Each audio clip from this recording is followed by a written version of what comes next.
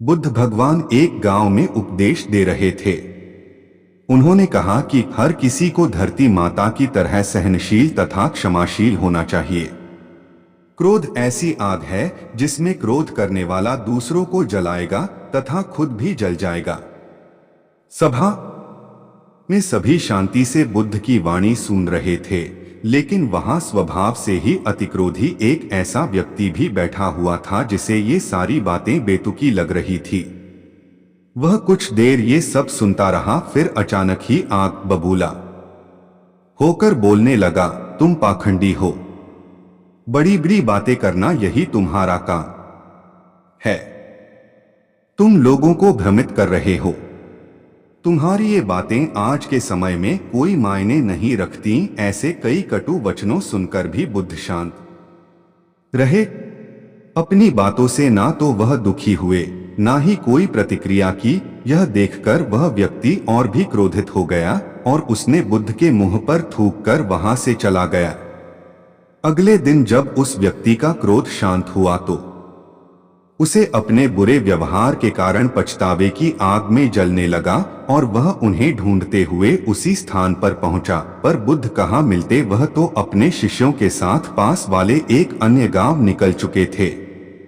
व्यक्ति ने बुद्ध के बारे में लोगों से पूछा और ढूंढते ढूंढते जहां बुद्ध प्रवचन दे रहे थे वहां पहुंच गया।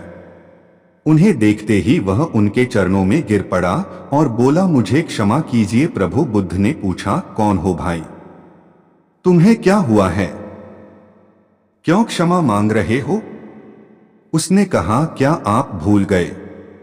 मैं वही हूं जिसने कल आपके साथ बहुत बुरा व्यवहार किया था। मैं शर्मिंदा हूं। मैं मेरे दुष्ट आचरण की क्षमा याचना करने आया हूं। भगवान बुद्ध ने प्रेम पूर्वक कहा, बीता हुआ कल तो मैं वही छोड़कर आया गया और तुम अभी भी वही अटके हुए हो। तुम्हें अपनी गलती का आभास हो गया, तुमने पश्चाताप कर लिया, तुम निर्मल हो चुके हो। अब तुम आज में प्रवेश करो। बुरी बातें तथा बुरी घटनाएं याद करते रहने से वर्तमान और भविष्य दोनों बिगड़ते जाते हैं। बीते हुए कल के कारण आज को मत बिगाड़ो। उस व्यक्ति का सारा बोझ उतर गया। उसने भगवान बुद्ध के चरणों में पड़कर क्रोध त्याग का तथा क्षमाशीलता का संकल्प लिया। बुद्ध ने उसके मस्तिष्क पर आशीष का हाथ रखा। उस दिन से उसमें परिवर्तन आ गया और उसके जीवन में सत्य, प्रेम व करुणा की धारा बहने लगी। मित्रों, बहुत बार हम भूत में की गई किसी गलती के बारे में सोचकर बार बार दुखी होते और खुद को कोसते हैं।